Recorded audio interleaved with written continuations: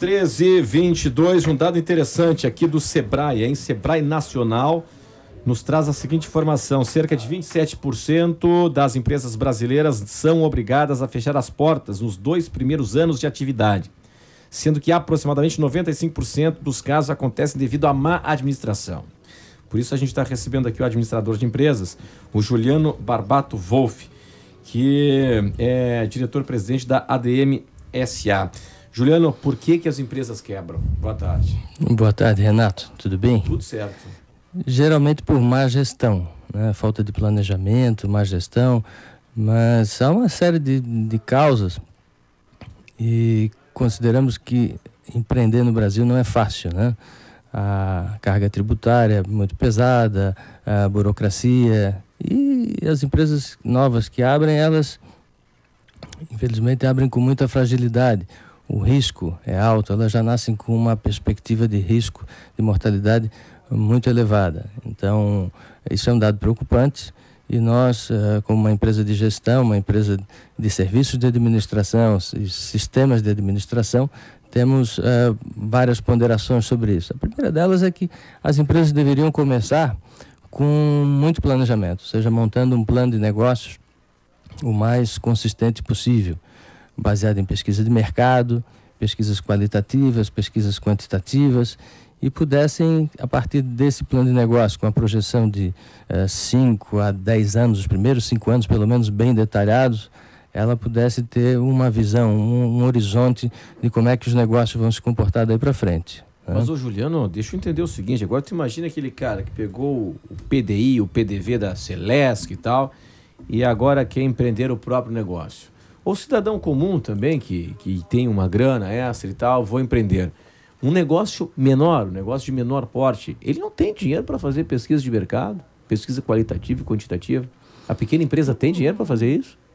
Tem, e nós precisamos considerar que uma empresa precisa de algum recurso para iniciar. Uma das 22 consagradas leis do marketing, do All Rise, Jack Trout, diz o seguinte, a 22ª lei diz o seguinte, uma boa ideia não pode prosperar se não tiver recurso. Então, mesmo uma boa ideia de um sujeito que começa a ter um pequeno capital, ele precisa investir uma parte desse capital para o processo informacional que ele precisa antes de montar o negócio. Ele precisa de informações antes de começar a tomar decisão, de muita informação. Porque o processo de tomada de decisão é um processo informacional por essência. Agora, a vida, Juliano, do empreendedor é cruel também, né? As pessoas acham que o empresário está forrado de dinheiro, né? O lojista, eu conheço que eu tenho familiares lojistas, né? O lojista é que é o escravo do negócio, né?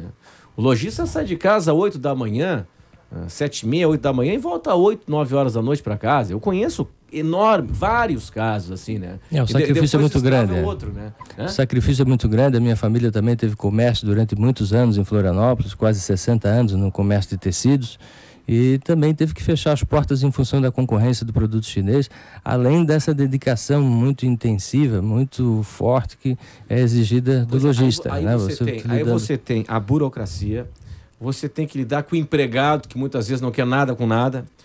E é complicado demais. A questão tributária, a segurança, seguro, aluguel, alvará, documentação que muda todo dia, né? Exigência da tributação.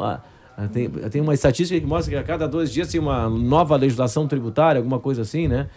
A empresa tem que se cercar bem, né? Contratar um bom escritório de contabilidade, mas, como eu lhe falando, a estrutura de capital que ela precisa montar uma estrutura adequada às necessidades que ela vai ter. Ela precisa ter capital de giro, ela precisa ter um plano de contingência para enfrentar dificuldades.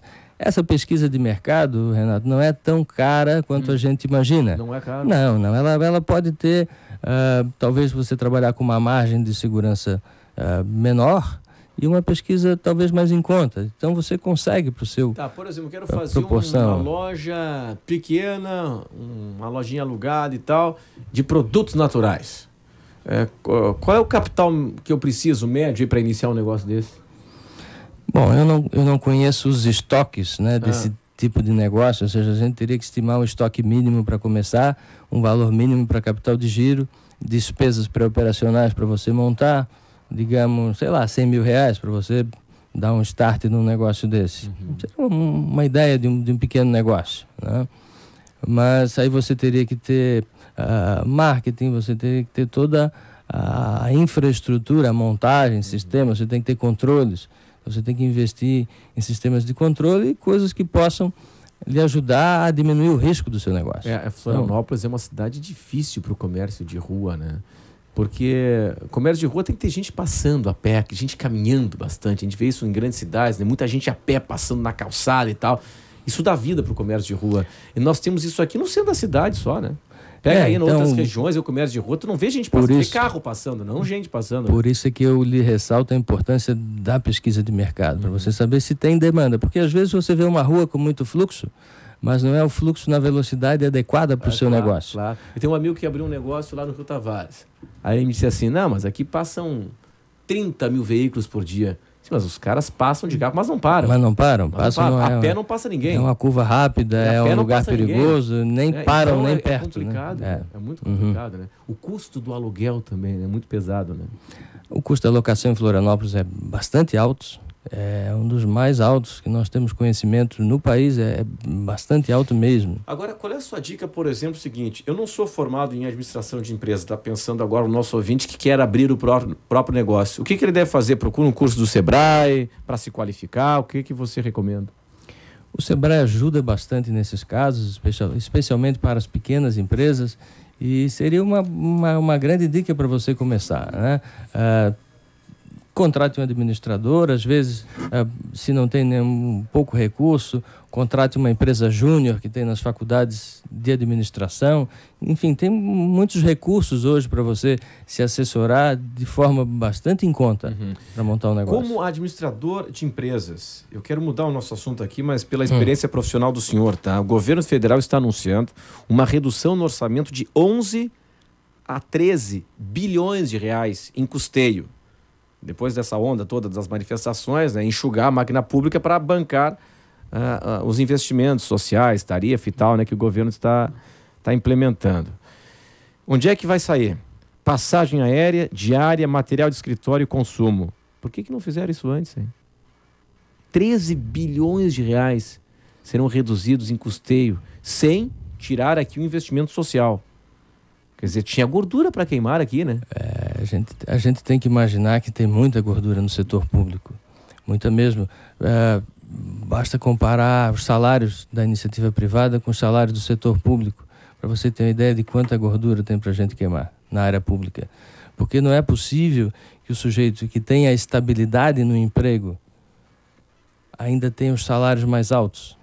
Justamente uma coisa deveria compensar a outra. O governador Raimundo Colombo, o pessoal da saúde não gosta de ouvir isso, mas é o que diz o governador Raimundo Colombo. Ele diz que na área da saúde o pessoal trabalha menos do que o equivalente no setor privado, na mesma função do setor privado, e ganha mais. É claro que nós temos dentro do setor público algumas distinções bastante gritantes. Nós temos alguns concursos hoje que estão admitindo funcionários qualificados com salário inicial de mais de 20 mil reais, mas também temos professores, o pessoal da saúde, sendo muito mal remunerado. O que é uma distorção terrível, né? Mas na área privada a saúde também remunera mal. Nós somos consultores de empresas da área da saúde, como uma das nossas especialidades, e a gente sabe que os salários médios da saúde não são altos realmente. Juliano Barbato Wolff, administrador, diretor-presidente da ADM SA. Obrigado pela sua atenção e até uma próxima oportunidade. Um abraço.